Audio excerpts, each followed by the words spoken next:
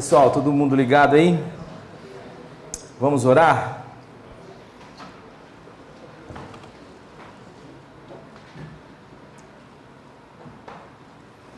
Pai querido, em nome do Senhor Jesus Cristo, eu venho pedir que o Senhor aquiete os nossos corações. As nossas mentes são como beija-flor, Senhor. Elas se distraem com muita facilidade. Mas dá-nos, Senhor, a condição de dar sentido, inclusive, a esse momento, já que o acampamento fala sobre o sentido, ou a razão da vida. Que esse tempo aqui não seja um desperdício, mas que a gente possa aproveitar cada segundo com a seguinte expectativa no coração: Deus há de falar comigo, e eu quero ouvir a sua voz, eu quero ouvir a sua palavra, eu quero saber qual é a sua opinião, eu quero saber o que é importante saber, e o que é importante saber é a tua palavra, Senhor. Por isso, eu peço que o Senhor repreenda o diabo, porque ele sempre quer impedir. Ele quer impedir que as pessoas conheçam a verdade, ele quer impedir que as pessoas se conheçam. E ele quer impedir que as pessoas conheçam o Senhor. Mas, Pai, nós pedimos em nome de Jesus que Tu mesmo repreenda. Coloco cada um aqui, Senhor, cada pessoa aqui nesta noite, à mercê do Teu Espírito, na esperança de que, em nome de Jesus, o Senhor fale com cada um de nós. Amém. Eu queria começar lendo o texto que está em Efésios capítulo 4.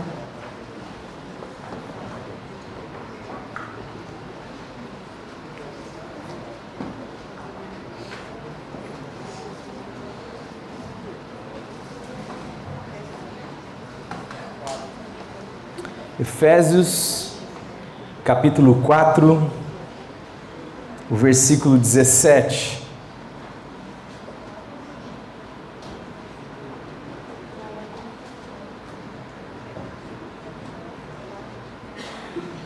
Posso ler?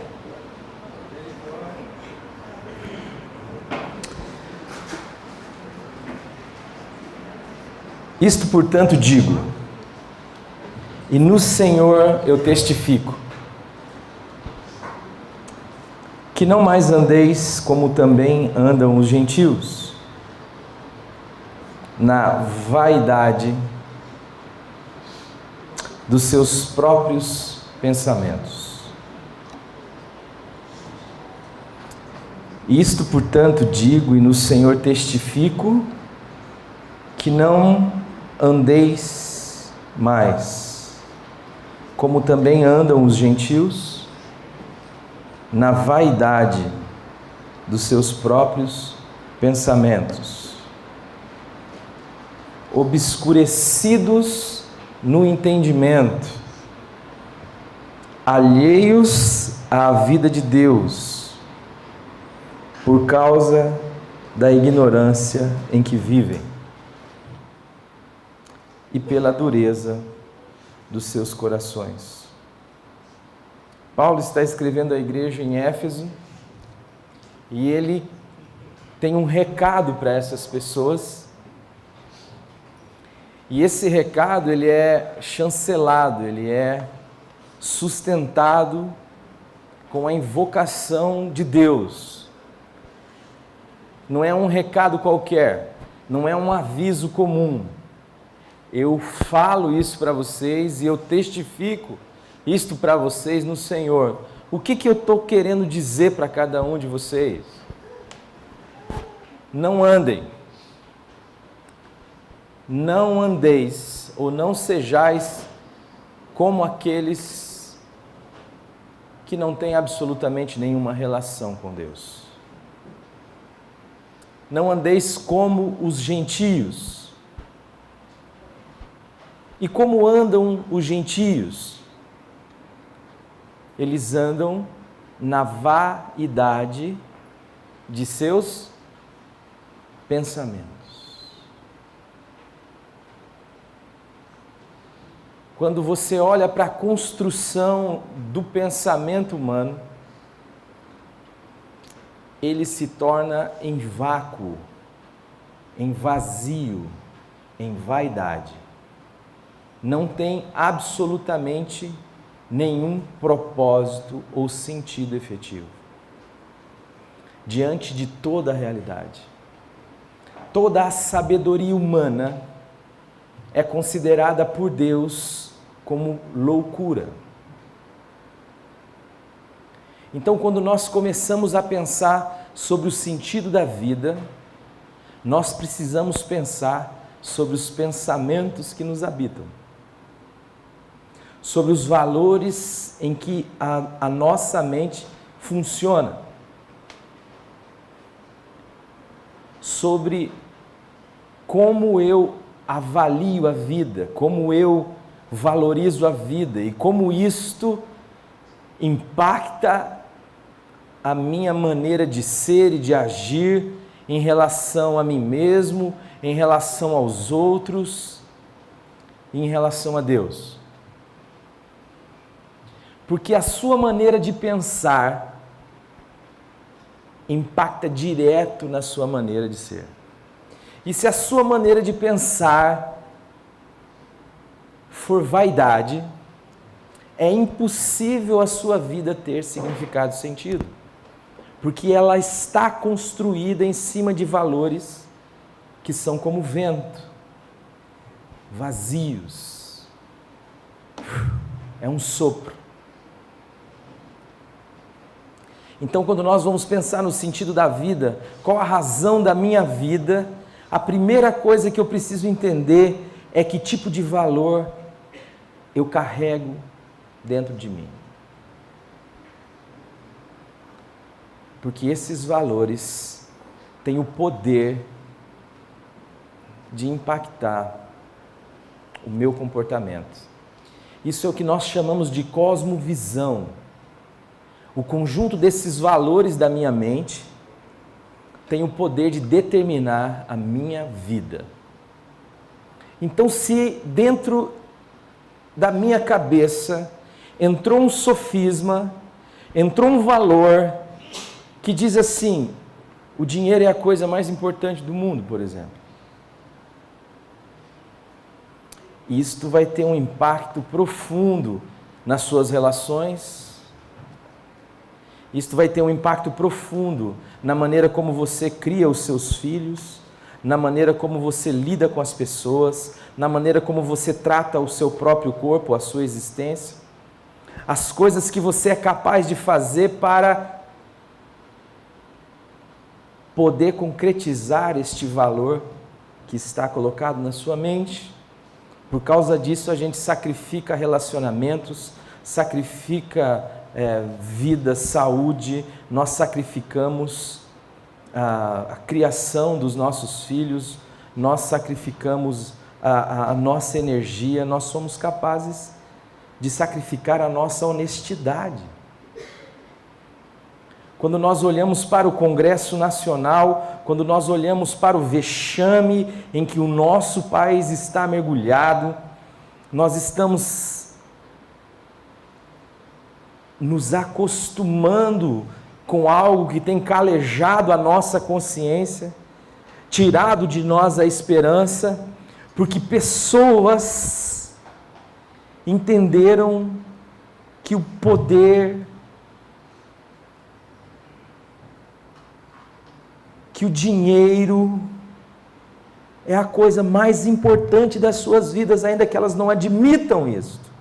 Para isso, elas estão dispostas a sacrificar a verdade, a bondade, a honestidade, sacrificar o ser, porque estão diluídos diante dos microfones, diante dos questionamentos. As pessoas vivem defendendo uma vida inexistente, uma honestidade que ninguém vê, um brilho que ninguém consegue perceber, dão a si um louvor que ninguém consegue replicar. Antes, é intuído na sua fala, nos escândalos em que elas estão envolvidas, ainda que nós não tenhamos prova, se nem como o Arnaldo Jabor disse, que no nosso país nem prova mais nada. Você vê o ato deslavado da negação, o triplex não é meu. O sítio não é meu.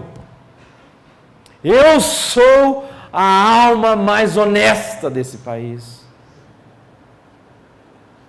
E nós olhamos e isto cai quase que no escárnio, na piada, mas quando a gente olha para uma pessoa assim, é uma pessoa que valoriza tudo. Valoriza o dinheiro acima de todas as coisas, o poder acima de todas as coisas, porque uma mentalidade vazia domina a sua mente, domina a sua consciência. Quando nós olhamos para uma reportagem que coloca alguém num posto de compra, de licitação de um grande hospital, e em 3 meses esse cara poderia ter levado de propina em torno de 8 milhões de reais.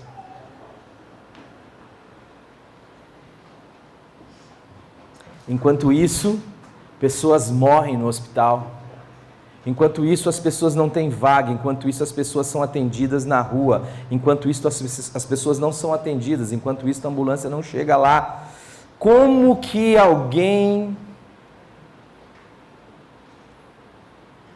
em sã consciência se permite a um papel desse? Quando nós ouvimos as histórias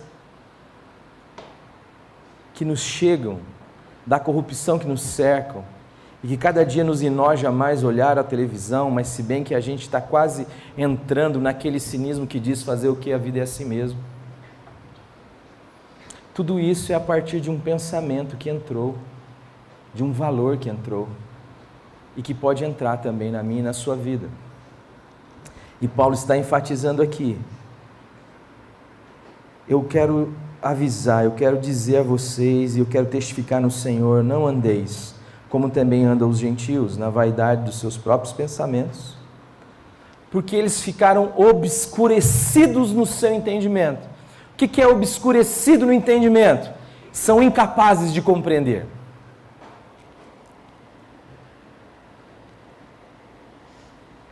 Não há possibilidade de ter o mínimo de razão, de sentido, de avaliar, de entender a vida, as circunstâncias, aquilo que lhes cerca, as coisas que lhes são apresentadas. O senso crítico foi perdido. Não tenho mais esta condição, estou obscurecido. Tamanha enxurrada de valores vazios, de pensamentos vãos que entraram na minha cabeça, que eu não sei mais o que é a vida. Eu não sei o que é digno. Eu fui pregar o ano passado em Belo Horizonte e eu fiquei chocado com uma situação que eu soube. Uma amiga da minha sobrinha, 15 anos. O namorado queria transar com ela. Aí ela disse assim: não vou. Não quero transar com ele.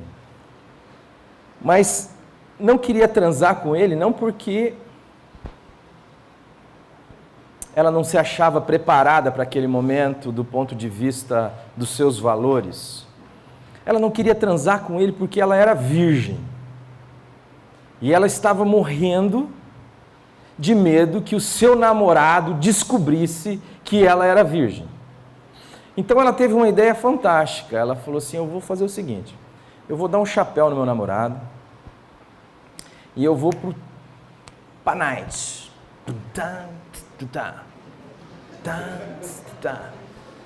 Vou tomar um goró, vou ficar mais alegrinha, mais soltinha, e o primeiro maluco que aparecer, eu vou dar pro cara.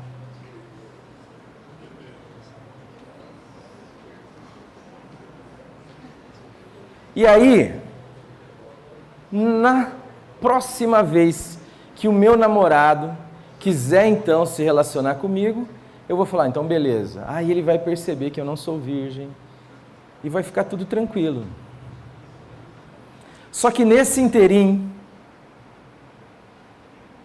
ela se descobre grávida. A gente dá risada, né? Porque a gente acha isso de fato engraçado, e de fato é muito engraçado mesmo. É de fato engraçado mesmo. Agora diz para mim o seguinte, cara. Como que isso foi montado nessa cabeça? Como que isso impacta um comportamento desta forma? O que leva uma menina de 15 anos a sair na noite para ter um relacionamento com uma pessoa desconhecida com o simples objetivo de não passar a vergonha de ser encontrada virgem por alguém que ela ama?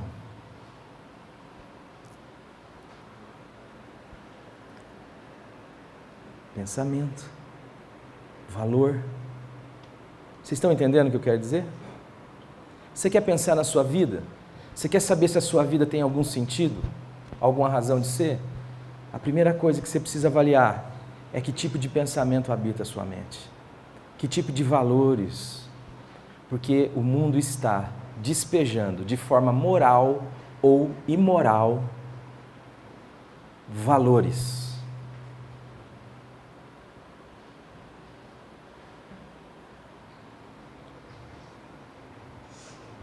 E isso tem impactado a sua vida.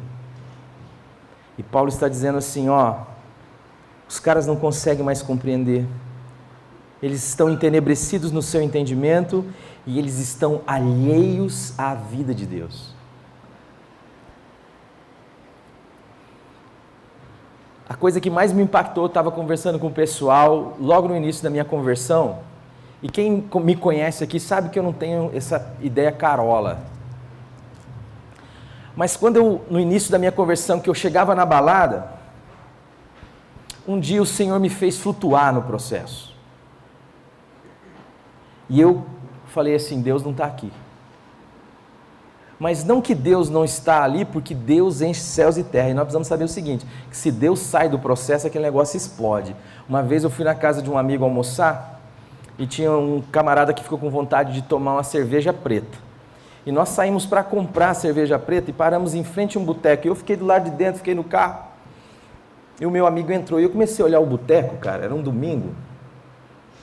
Nego jogando sinuca, nego gritando, nego jogando baralho, nego encaixaçado, nego tropicando um no outro.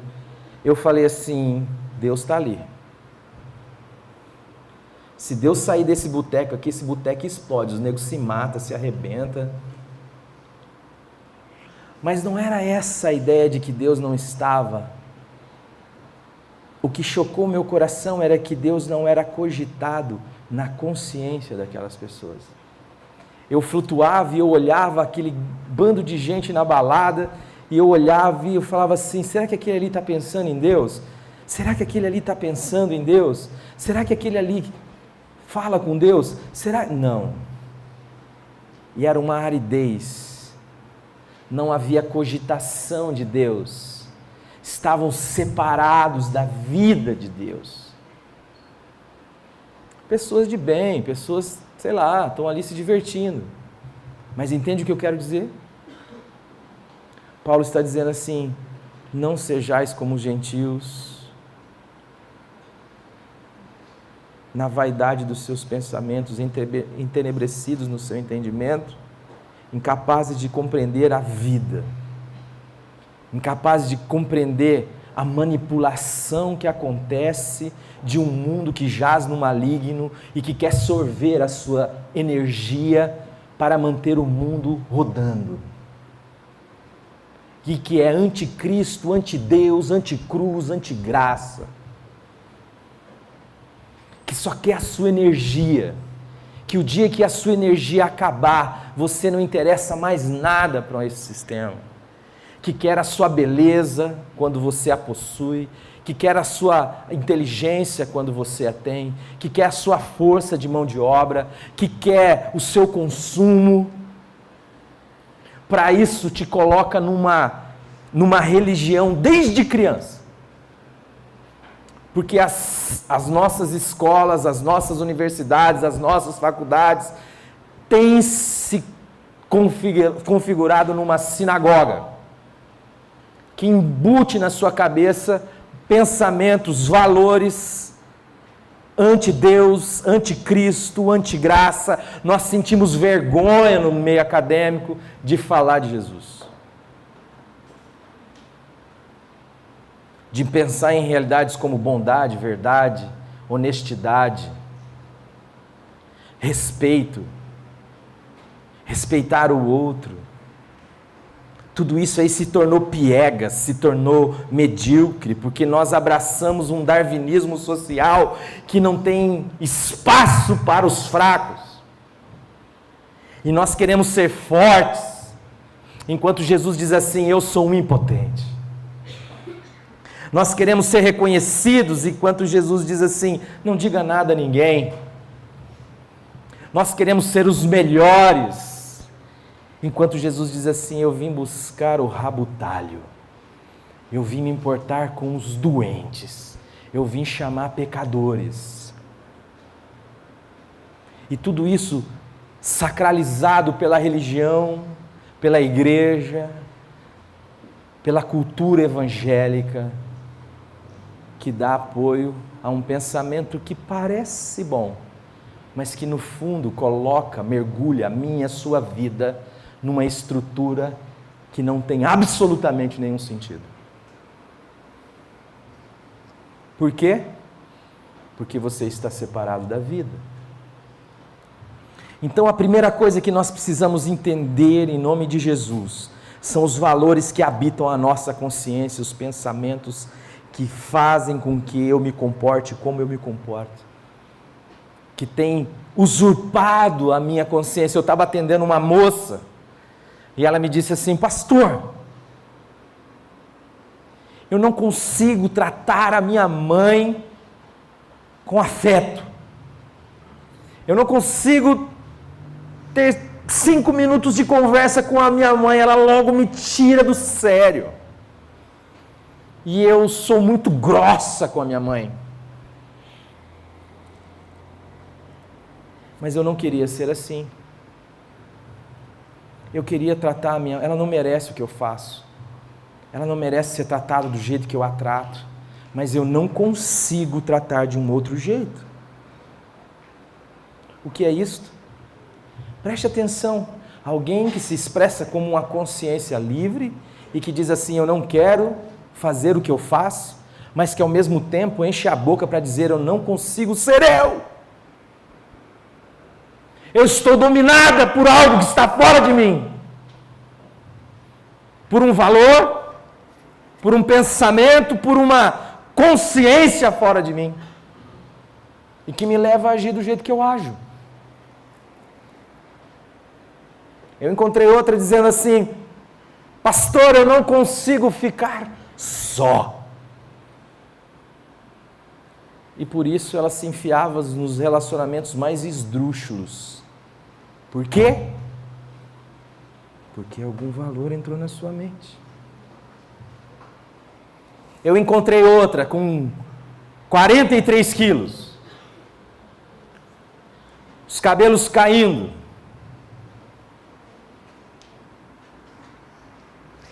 desde criança ela ouvia a conversa que ela não ia dar para nada, e de repente ela se tornou uma pessoa fantástica na sua atividade profissional. Então, ela recebia elogios na sua profissão. Ela era exemplo para as pessoas da sua profissão. E ela começou a se perceber doente a partir do momento que ela começou a ir dia de folga, no seu trabalho, dizer para as pessoas que estavam a serviço ir para suas casas para poder trabalhar. Ela não conseguia não trabalhar. Ela não conseguia ficar só consigo. Ela não conseguia fazer nada a não ser produzir. E o que é isso? Trabalhar é algo extremamente valoroso na nossa sociedade. Se não um pensamento. Por isso aqui a questão não é moral ou imoral, a questão é valor. E aí eu quero ir para o texto que nós nos propusemos a pensar, Marcos capítulo 8.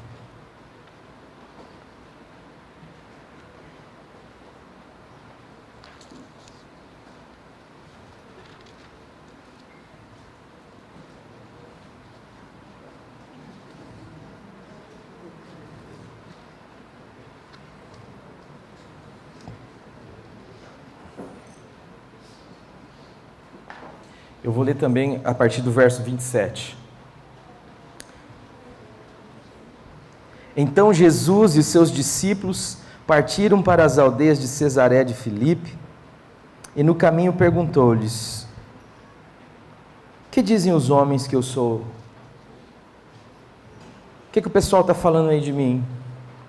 E responderam: uns dizem que o senhor é João Batista, outros que o senhor é Elias, mas outros alguns dos profetas. Então Jesus lhes perguntou: mas vós, que dizeis que eu sou? Respondendo Pedro lhe disse: tu és o Cristo. Advertiu-os Jesus de que a ninguém dissesse tal coisa a seu respeito. Então começou ele a ensinar-lhes que era necessário que o Filho do Homem sofresse muitas coisas, fosse rejeitado pelos anciãos, pelos principais sacerdotes, pelos escribas, e fosse morto, e que depois de 3 dias ressuscitasse. E isto ele expunha claramente. Mas Pedro, chamando-o à parte, começou a reprová-lo. Jesus, porém, voltou-se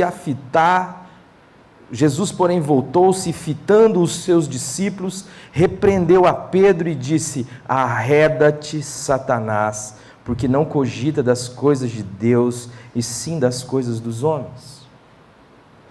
Então, convocando a multidão, e juntamente os seus discípulos, disse-lhe: se alguém quer vir após mim, a si mesmo se negue, tome a sua cruz e siga-me.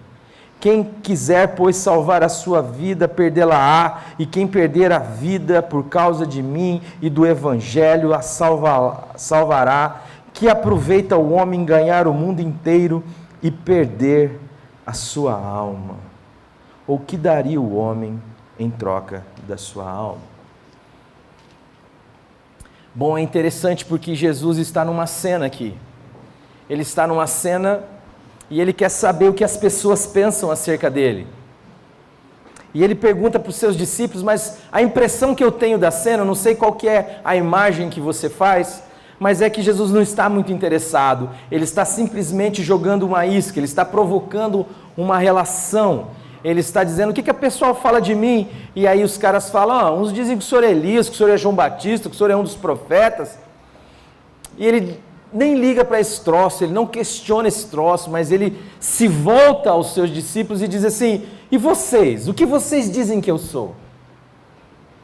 E talvez essa é a pergunta que eu e você precisamos responder no nosso íntimo. Porque a grande maioria das pessoas, o povo, a gente se perde na massa, e nós somos acostumados a ser tratados como gado. Nós aceitamos a voz do especialista. Quem é o especialista? Os especialistas disseram. E nós tomamos aquilo como verdade. Nós usamos a calça e nem sabemos por que a usamos, achamos que escolhemos a calça. Mas como diz a mulher lá do Diabo Veste Prada, a gente descobre que os caras já escolheram por nós há muito tempo. A cor das nossas roupas. Nós somos tratados como gado. Temos que pensar de um jeito. temos que andar conforme a banda toca, temos que seguir o matadouro. Andar em sentido contrário é se sentir menos. Nós temos que fazer parte do grupo, nós precisamos ser aceitos, nós precisamos da tribo, nós precisamos ser amados. E aí vamos nos moldando a uma massa que toma a forma que o mundo quer. Ora é de direita, ora é de esquerda, ora é socialismo, ora é capitalismo, ora o governo é democrático, ora é totalitário, ora é monarquia, ora é parlamento. Depende.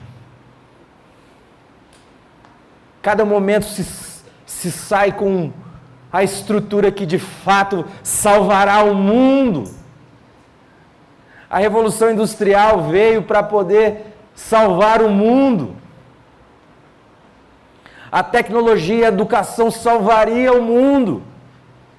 Vemos um mundo cheio de facilidades, cheio de gente, você vai viajar, você senta numas privadas que tem aquecimento, assim, ó. Tem uns 18 botões, você não sabe que botão você aperta. Você não precisa levantar da sua... Antes, quando eu era criança, quando eu tinha uns 4, 5 anos de idade, o meu avô dizia assim, troca o canal lá pro vô. Daí eu tinha que levantar, eu ia lá, até na TV, tinha um negócio para rodar. E detalhe, vou contar um negócio para vocês não acreditam na vida de vocês, não vão acreditar no que eu vou dizer. Só tinham 4 canais para assistir. E você tinha que ver tec, tec, tec, tec. Hoje você tem 180 canais no plano básico. E você fica aqui, ó. Você não assiste num, né?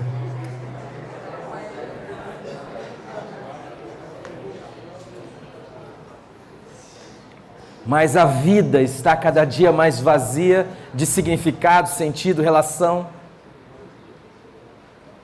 O mundo disse que a vida melhoraria, a vida melhorou do ponto de vista tecnológico, do ponto de vista do conforto, do ponto de vista das facilidades, do ponto de vista do conhecimento. Hoje uma criança de 8 anos sabe mais do que um imperador romano. Tem mais conhecimento do que um imperador romano. Mas como estão as relações? Como está a sua vida? Para que serve o seu conhecimento? Está igual a história de um cara que ele recebeu uma grana do tio dele. O tio morreu, ele foi reconhecido como o único herdeiro tal, só que o tio fez uma ressalva no testamento. Falou, ele só pode receber essa grana, ele não vai receber essa grana de uma vez, ele tem que receber todo mês, mas só por toda a vida, enquanto ele estudar. E ele começou a estudar, irmão. Aí ele formava numa faculdade, entrava na outra, fazia um mestrado, um doutorado, um pós-doc. Aí chegou um dia que o cara morreu. Nunca fez nada na vida, só estudou. Aí colocaram assim na lápide dele, aqui jaz uma cultura inútil.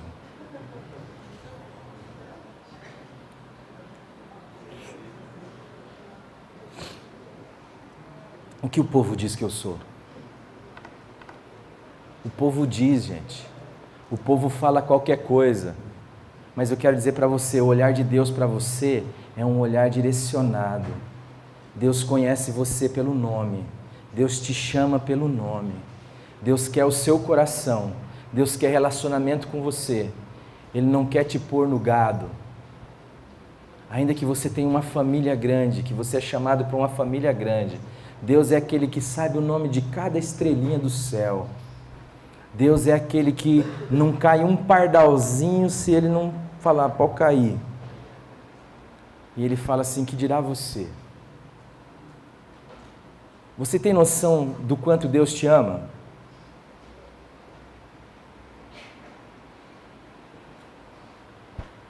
Você tem noção do quanto você é amado por Deus? Você tem noção de que Deus não te trata como um gado? Que Deus conhece cada pensamento, cada detalhe, cada dor, cada angústia no seu coração e que Ele está o tempo inteiro movendo as circunstâncias e as situações. Você já reparou quanta bondade cerca a sua vida neste exato momento? Como expressão do amor de Deus por você? Preste atenção aqui, queridos. Olhe para mim. Você não é gado. Você é alguém que Deus ama. Mas Jesus se dirige aos seus discípulos e diz assim: viu, mas e você? E vocês? O que vocês pensam sobre mim? E de repente Pedro tem uma fala que é extraordinária. Ele diz: tu és o Cristo. Em uma outra porção dos evangelhos diz: tu és o Cristo, o Filho do Deus vivo. Ele olha para Jesus e é como se eu olhasse para Emanuel, só que não tinha Rexona, nem o perfume do Emanuel, nem o tênis do Emanuel, e olhasse para Emanuel e dissesse assim: Emanuel, você criou toda a parada, irmão. Você é Deus. Você que criou o universo. Não dá humanamente para você olhar para o Manuel, nem o Manuel olhar para mim e chegar a essa conclusão. E Jesus fala assim para Pedro: ó Pedro, seguinte, esse negócio aí não foi nem carne nem sangue quem te revelou. E é interessante porque aqui há uma revelação. E uma revelação de quem? Do meu Pai, de Deus. E quando nós temos uma revelação, eu preciso interagir com essa revelação. O que eu vou fazer com a revelação que eu tenho? Eu vou fazer esta proclamação, eu vou afirmar: tu és o Cristo, Filho do Deus vivo. E daí Jesus diz assim para o pessoal: galera, não vamos espalhar essa notícia, vamos ficar entre nós, é legal que a gente está sabendo, porque é o seguinte, agora eu preciso cumprir minha missão. E qual que é a sua missão, Jesus? Eu preciso ir para Jerusalém, eu preciso ir lá me apresentar diante das pessoas mais cultas, as pessoas mais responsáveis, as pessoas mais de bem que esse mundo pode produzir, as pessoas mais respeitáveis que esse mundo pode produzir, as pessoas mais louváveis que a religião pode produzir, e eu vou me apresentar a elas como a verdade. E quando elas olharem para mim como verdade, elas se verão como mentira. E daí elas só terão duas autoridades, elas só vão poder ou se converter, ou elas vão precisar me matar. E adivinha qual elas vão escolher? Elas vão escolher me matar. Pois é, diante de Cristo é sempre essas duas alternativas que nós temos. Ou diante da verdade, do caminho, da vida, nós nos arrependemos de ser e de ter uma vida vã. E falamos: Senhor, tem misericórdia de mim, Senhor. Ou nós crucificamos Jesus da nossa história. O máximo que nós suportamos de Jesus é um pendurado, uma religião, um acumulado de dogmas, de ritos, onde você precisa sentar, levantar a mão, onde você precisa cantar, onde você precisa dizer um texto, onde você precisa falar alguma fala. Mas jamais Jesus como a verdade do que é ser gente, do que é ser humano, do que é ser o que Deus me criou para ser. Eu o crucifico. Mas às vezes nós não queremos fazer isto com as nossas mãos. Nós desenvolvemos os métodos mais sutis possíveis. E aqueles homens também fizeram isso. Eles levaram ele a Roma, a Pilatos. Façam um serviço sujo para nós. Vocês têm essa condição. Não é certo a gente matar ninguém, ainda mais nesse período, a nossa religião não permite. Mas quando Pilatos diz assim: quem que vocês querem, Jesus Cristo ou Barrabás? Eles dizem assim: Barrabás. O que a gente vai fazer com Jesus? Crucifica-o. Nós tínhamos uma ideia de Deus, nós tínhamos um valor sobre Deus, mas nós não conseguimos compreender Deus quando Deus se mostrou no chão da história. Porque compreender Deus, dar razão a Deus, significa arrependimento do que eu sou. Não um arrependimento do que eu faço simplesmente, mas um arrependimento existencial. Senhor, o que tem sido a minha vida, tem misericórdia de mim. Nós crucificamos Jesus. E para fazer isso a gente vai para a igreja, ou a gente vai para o templo, como aqueles caras fizeram. Mataram Jesus e correram para o templo. Ou a gente vai para o nosso trabalho, ou a gente Enfim, a gente inventa um método sutil porque a gente não quer ser contado entre aqueles que crucificaram Jesus, um cara justo, um cara que não fez mal para ninguém, um cara que pregou o bem, um cara legal. Não, ele não é um cara legal, ele é Deus. Ele é Deus entre nós. E quando Jesus fala isto, então Pedro toma uma atitude. Pedro tomou uma atitude e a atitude é chamar Jesus à parte e repreender Jesus e dizer assim: viu, Jesus, você pode ser Deus, você pode ser criador de tudo, mas aqui o Senhor vai ter que me respeitar agora. Eu vou te explicar o que é melhor para a sua vida, porque depende disso a minha vida também. Então eu quero dizer um negócio para o Senhor: de forma nenhuma isso te acontecerá. Você não vai para a cruz, você não vai apanhar nada dos caras. E é interessante que agora Jesus não olha para Pedro como quem com a sua consciência livre interage a partir de uma revelação. Ele olha para Pedro e diz assim: afasta-te de mim, Satanás. Sabe por quê? Porque naquele exato momento Jesus sabia que não falava com Pedro. Jesus sabia que Pedro tinha comprado uma consciência fora dele e ele estava exprimindo a consciência de Satanás. Que não era Pedro que ele tinha que se dirigir, que era aquele que estava manipulando a consciência de Pedro que ele precisava se dirigir. Sabe o que eu quero dizer para você? Que existem muitos pensamentos, muitos valores que nós não filtramos, não questionamos, não levamos cativos à obediência de Jesus para saber se elas vêm do inferno ou se elas vêm do céu, para saber se elas são de Deus ou se elas são do diabo.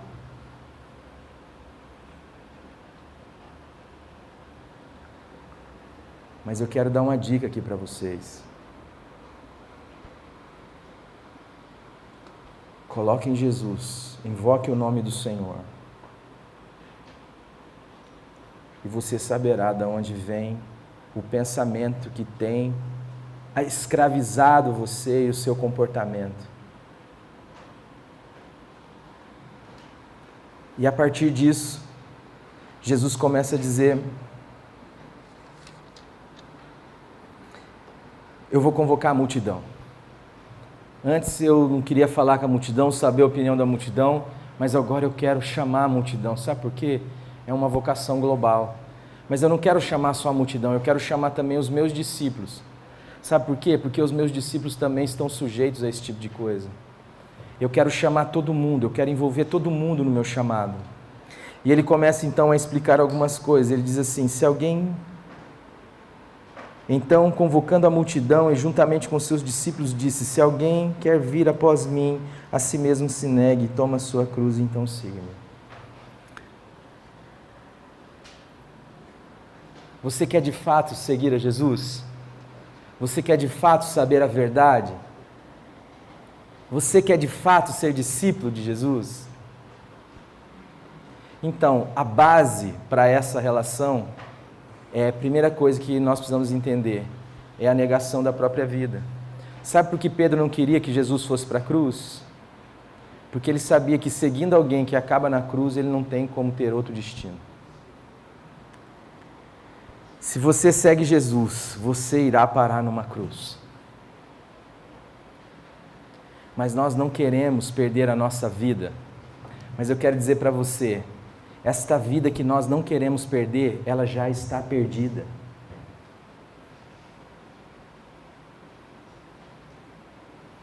Imagine alguém que não sabe nadar. Ela é jogada no meio do oceano. E daí sabe o que ela faz? Ela tenta bater os braços.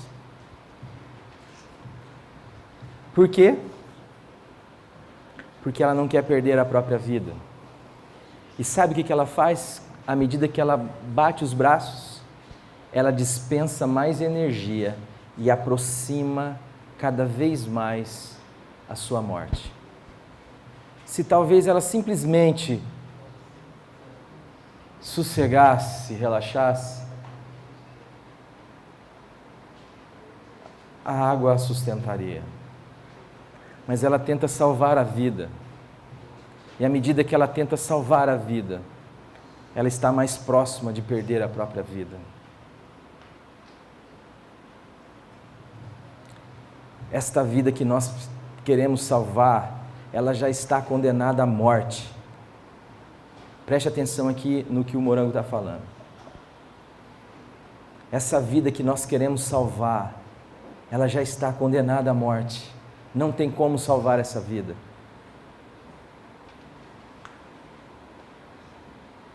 Essa vida precisa ser entregue nas mãos daquele que pode nos trazer da morte, porque a gente já entrou na morte, gente. Meu cabelo está caindo, minhas rugas estão aumentando, minha barriga está crescendo. Eu estou chegando para levantar, falando com o Senhor hoje, depois que joguei a bola, eu estava ali orando no meu quarto. Eu falei, Pai, como está difícil para minha alma dentro em mim mover o meu corpo fora de mim. Eu lembro, vocês não acreditam, mas esse pezinho relava na parede atrás das minhas costas. Hoje, se eu chego, quando eu vou colocar aqui, já fisga aqui, já faz. Ai. Precisando, verdade. Vou pegar a Marcinha lá. Essa vida já era, irmãos. Essa vida que você e eu queremos salvar, mas sabe o que o diabo quer? O que o mundo quer? Ele fala assim, aceite a morte como algo natural. Aceitar a morte como algo natural significa aceitar que Deus não é.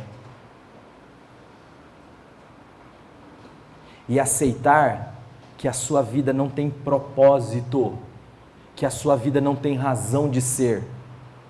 Se você simplesmente aceitar o fato de que você veio do nada e que você vai para o nada, sem protestar, eu vou te dar uma vida tranquila. Eu vou te dizer o que você tem que fazer. Eu só preciso da sua alma para eu continuar mantendo o mundo existindo, funcionando.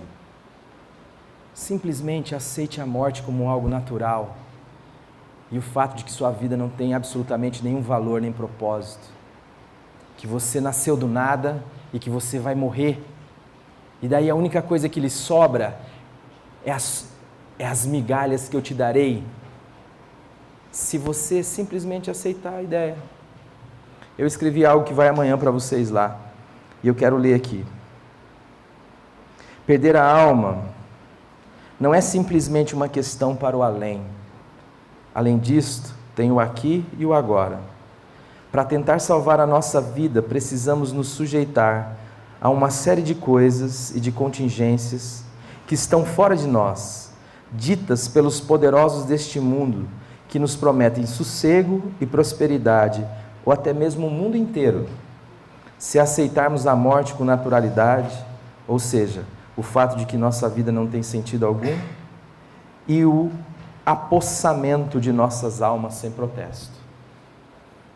Esse espírito que está no mundo, eu quero dizer para você, ele é o espírito do cão. A Bíblia diz isso, que o mundo jaz no maligno, que ele é o governante dessa estrutura toda. Cara, eu vou te dar uma vida tranquila. Vira pastor, fica lá, não fala muitas coisas, manda o pessoal andar direito, não roubar, não matar, manda o pessoal ir na igreja, você vai ver, sua vida vai ficar sossegada. Não me prega o evangelho, pelo amor de Deus, o diabo fala. Mas fala lá, e aí, o que você está fazendo? Você está indo na igreja e tal, e o dízimo está dando, como é que está? Seja exigente, vai lá. Pega no pé do pessoal. Se alguém pisar na bola lá, espreme o cara. Pergunta se ele não é crente, não. Onde já se viu você fazer um negócio dele? Cara, vai lá. Você vai ficar sua vida tranquila. Sua vida vai ficar de boa. Depois você morre, acabou. Enquanto isso, eu vou usando a sua alma. Você deixa de ser você. Você passa a ser uma expressão da minha consciência, da minha vontade. Eu vi uma cena esse dia, achei muito interessante. Os 2 policiais prenderam um cara, meteram no camburão. Quando ele está lá no camburão, o cara fica possesso. Presta atenção. O cara fica possesso. E aí, um policial resolve falar, sai em nome de Jesus. O capeta olha para o cara e fala, meu queridão, deixa eu explicar um negócio para você. Você vive fazendo a minha vontade. O que você faz não é a sua vontade. Você faz a minha vontade. Eu vivo em você. Eu me expresso em você. Eu sou em você. E agora você está querendo me expulsar. É isso que eu estou escutando? É isso mesmo que eu estou ouvindo? É interessante que Jesus vai dizer assim sobre Satanás: ele não tem nada em mim, ele não tem apoio, ele não tem onde se escorar em mim. Amados, o problema é que nós acreditamos nessa besteira e nós duvidamos do caráter de um Deus que veio tomar tapa na cara para que você e eu pudéssemos ser libertos, livres, para que você e eu pudéssemos expressar uma consciência livre, para que você e eu pudéssemos interagir com a revelação de Deus sobre as nossas vidas. E eu estou aqui nesta noite para dizer isso a você. Qual que é o sentido da sua vida? É ser um cidadão bem comportado? É ser alguém que deu certo? É ter uma vida tranquila? É não sofrer? Todas essas coisas o mundo está disposto a te dar se você prostrado o adorar. Qual que é a razão da sua existência? Então, é tentar salvar esta vidinha que vai morrer e que está morrendo? Não, esta vida precisa ser crucificada. E a vida que precisa entrar em nós é a vida que a morte não pode pôr um fim, que nenhuma ameaça mais tem o poder de fazer a gente não ser a gente. Se você quiser me matar, saiba de uma coisa, você pode fazer, mas é o seguinte: eu vou ser eu diante de Deus e diante de você. Você pode matar o meu corpo, mas você não pode nada contra a minha alma.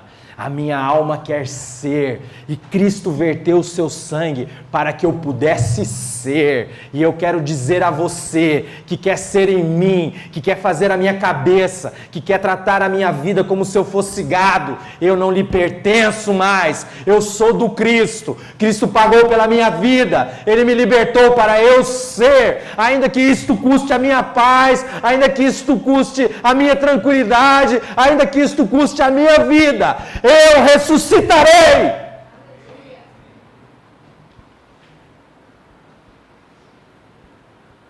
Eu fui livre para ser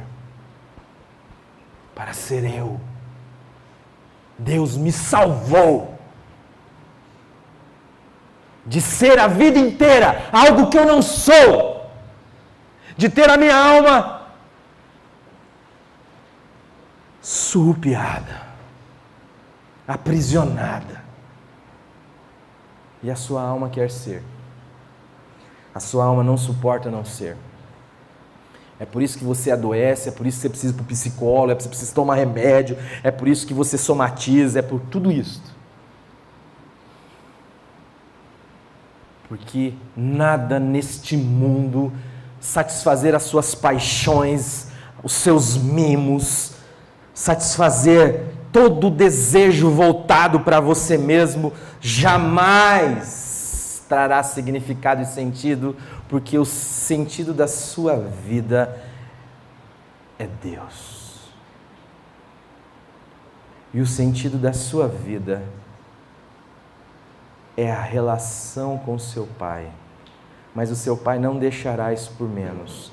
Se você quiser viver um evangelho sem cruz, ou um cristianismo sem Cristo, fique à vontade. Aliás, desaconselho. Vá viver tudo que o mundo lhe propõe. É muito melhor do que aqui na igreja, mas é muito melhor. Mas se você quiser ter sentido na vida, você precisa morrer e nascer de novo. Você precisa ser feito de novo. Se o Filho te libertar, você de fato vai ser livre. E daí, meu amado, você tem colo. Aí quando a seta do inimigo vier na sua cabeça, você sabe quem é seu Deus. Você não está separado da vida de Deus. E ela é a referência em você. E você pode dizer, de onde está vindo isso? Senhor, em nome de Jesus. Sabe, toda ansiedade que é fruto do medo, toda ansiedade que é fruto da culpa, toda ansiedade que é fruto da tentativa de ser Deus e da incompetência de ser, pode ser transformada em comunhão com seu Pai. Ele diz assim, não andeis ansiosos por coisa alguma, antes fazei conhecido diante de mim todas as vossas petições. O que é o problema, filho? O que você quer? O mundo fala, evite sofrer, seja feliz, ser feliz é o que importa. Está todo mundo tentando ser feliz, todo mundo sendo infeliz por causa disso. O que é felicidade? Ah, felicidade vai ser o dia que eu casar. Case infeliz, você vai ver. É uma benção, só que você não vai pensar que é essa molezinha não.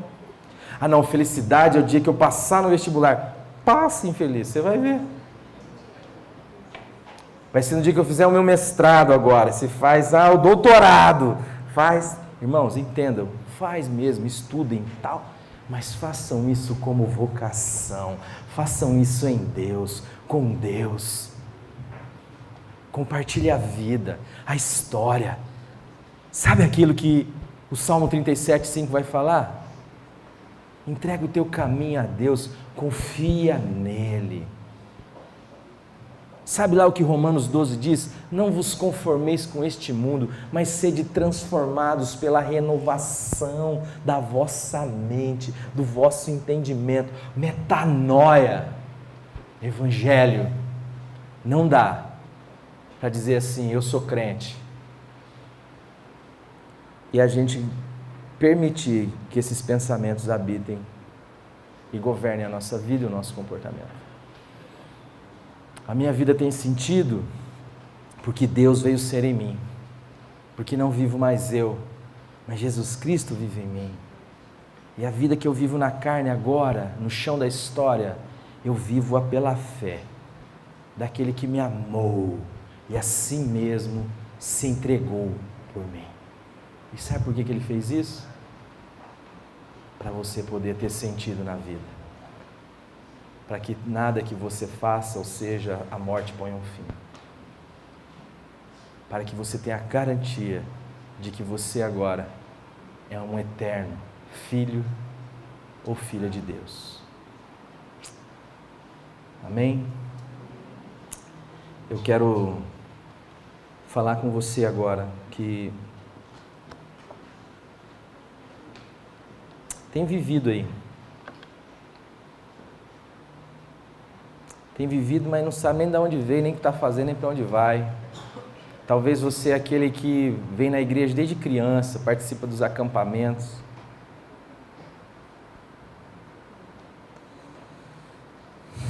Mas até você lá no íntimo do seu coração não vê muito sentido nas coisas.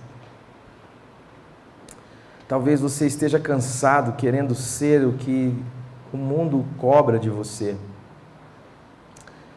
Eu quero falar com você. Talvez você não esteja contente com a sua imagem, talvez você não esteja contente com o seu desempenho, talvez você o tempo inteiro está em discordância consigo mesmo, você o tempo inteiro está descontente com as situações, as circunstâncias. Talvez você achou que Deus era um acumulado de regras, de doutrinas e que você cumpre uma boa parte delas, mas tem algumas que você não consegue e daí você fica culpado. Talvez você busque na droga da religião ou busque na droga da droga, talvez você, enfim, tenha se desesperado a cada dia por algo, por qualquer frase exagerada que lhe faça sentir alegria, como diz o poeta. Para que serve a minha vida? Por que eu faço o que eu faço? E eu quero dizer para você assim, ó, Deus tem uma declaração de amor feita na história, numa cruz. Não é num buquê de rosa, é numa cruz. E a Bíblia diz que Deus te amou de uma maneira tão inexplicável, que a única maneira de explicar é pela ação de Deus em si. E a ação de que Deus deu o seu Filho para que você não pereça, para que a sua vida não se perca no vácuo, no vazio, mas para que você tenha vida, e uma vida eterna. Não é uma vida que dura para sempre, é uma vida com a qualidade da vida de Deus. Para que você possa ser livre, para que você possa ser sal e luz, para que quer você viva, quer você morra, tudo isso tenha sentido e tenha propósito. Se você quer uma vida dessa, eu quero te convidar a curvar a sua cabeça e a fechar os seus olhos.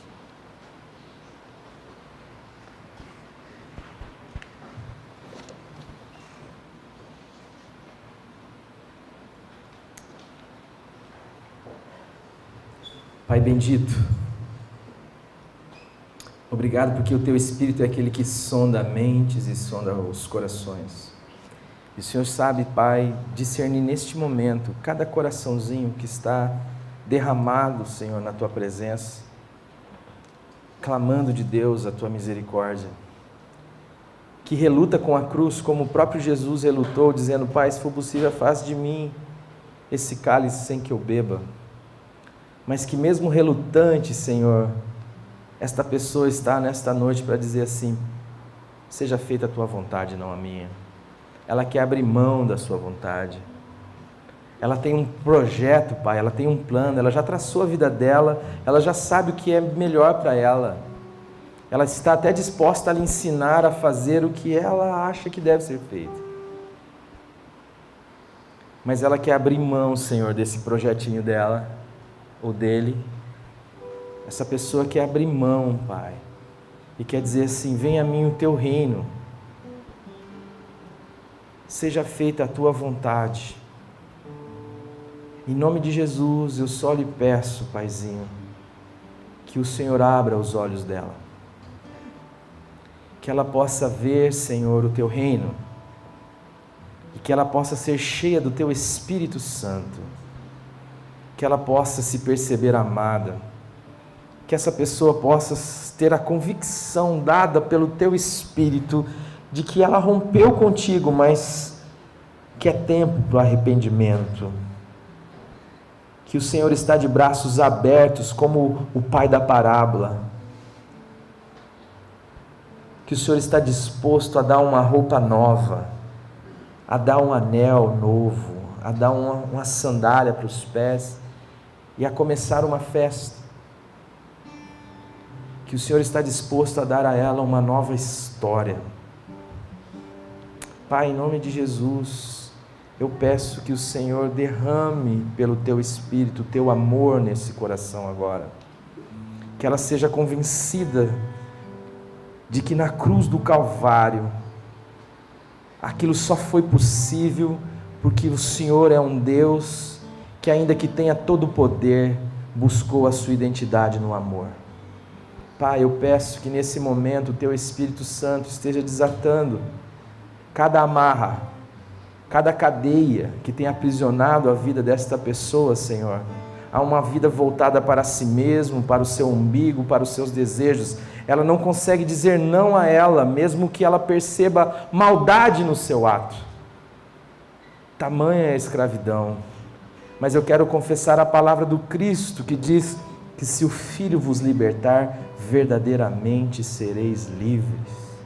A palavra do Cristo que diz: e conhecereis a verdade, e a verdade vos libertará. Pai, eu peço que o Senhor dê novo nascimento nesta noite para essa pessoa. Eu peço que ela tenha a convicção de que ela é filha ou filho de Deus, e de que sua vida só terá sentido sendo vivida na dimensão da comunhão plena contigo. Faz o mesmo na minha vida, Senhor. Faz o mesmo na vida de tantos quantos desejam de forma sincera isto, ainda que olhem para si e não vejam a condição, a possibilidade. Dá a ela a coragem de andar por fé, de dar esse passo de fé e dizer: Senhor, nesta noite eu quero entregar a minha vida ao Senhor. Eu não sou mais dono de mim mesmo. Tu, Pai, minha é a tua vida. Faz em mim conforme o teu querer e a tua vontade, porque o Senhor tem um caráter e o teu caráter é de amor. Eu sei os planos que tenho acerca de vós, diz o Senhor, planos de bem e não de mal.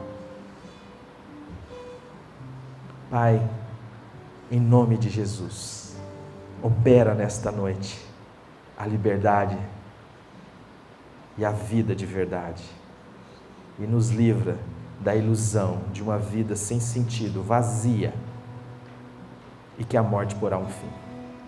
Em nome de Jesus. Amém. Livraria PIB Londrina. A Livraria PIB Londrina procura selecionar cuidadosamente seus títulos e autores a fim de oferecer conteúdo alinhado com o Evangelho de Jesus Cristo. Bíblias, livros de teologia, filosofia, devocionais, literatura infantil, biografias, comentários bíblicos e muito mais. Dispomos também de um acervo de CDs e DVDs das quase 4.000 mensagens ministradas na Primeira Igreja Batista em Londrina. Visite a Livraria PIB Londrina e conheça ainda mais. Livraria PIB Londrina, de segunda a sexta, às 13h30 da tarde, às 6 horas. Endereço: Avenida Paraná 76A, próximo ao Calçadão, no centro de Londrina. Ligue para 3372-8921 e acesse o site www.livrariapiblondrina.com.br.